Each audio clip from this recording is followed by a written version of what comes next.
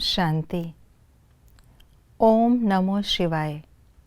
इस प्रकार की महिमा कर भक्ति मार्ग में हम भक्त आत्माओं ने बाबा को अनेक रूपों में पुकारा, उन्हें याद किया, फरियाद की कि हमें दुख, भय और चिंता की दुनिया से मुक्त करो।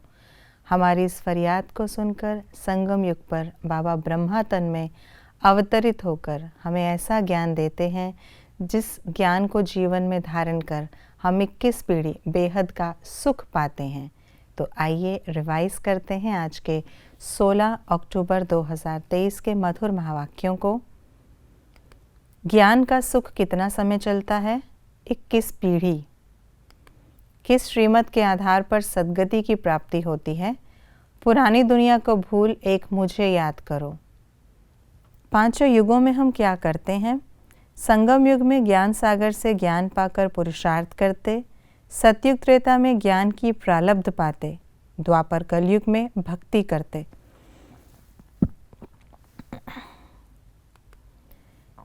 सतयुग में क्या होता है और क्या नहीं?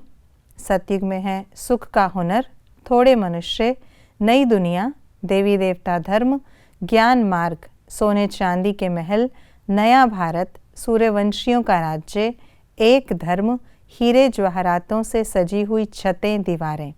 और क्या नहीं होता है? पाप, अकाले मृत्यु, पतित मनुष्य, दुख का हुनर, कोई अप्राप्त वस्तु, बाप को याद करना, गुरु करने की दरकार, दुख का नाम निशान, सूर्यवंशियों के अतिरिक्त कोई और। आज की मुरली के अनुसार सतयुग और कलयुग का कंट्रास्ट इस प्रकार है।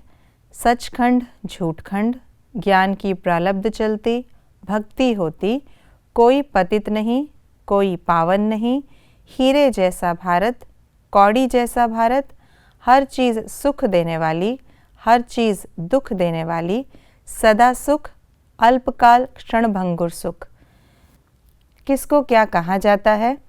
नई दुनिया को स्वर्ग, सतयुग को राम राज्य, झूठखंड को रौरव नर्क, महात्मा को महान आत्मा, मनुष्य को पाप आत्मा पुण्य आत्मा, स्वर्ग के राज्य को ऑलमाइटी अथॉरिटी राज्य, शांति धाम सुख धाम दुख धाम के चक्र को स्वदर्शन चक्र, बाप को नॉलेजफुल ब्लिसफुल रहमदिल ज्ञान का सागर, ब्रह्मा को ग्रेट ग्रेट ग्रैंड फादर, बलिहार जाने को जीते जी मरना, एक की याद को अव्यभिचारी याद, नॉलेज को विष की भेंट में अमृत।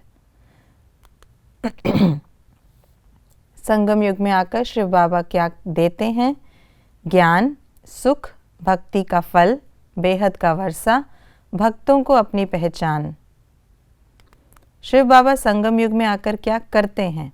सत समझाते, मुक्ति धाम ले जाते, एम ऑब्जेक्ट बताते, भक्तों का उद्धार करते, ज्ञान अमृत का कलश माताओं पर रखते, शंकर द्वारा विनाश कराते, विष्णु द्वारा पालना कराते, वंदे मातरम कहना शुरू करते, ब्रह्मा द्वारा स्वर्ग की स्थापना करते। शिव बाबा संगम युग में आकर क्या बनाते हैं? पावन, त्रिकालदर्शी, मनुष्य से देवता, भारत को माताओं द्वारा स्वर्ग, भ्रष्टाचारी दुनिया को श्रेष्ठाचारी। क्या होने से क्या होता है?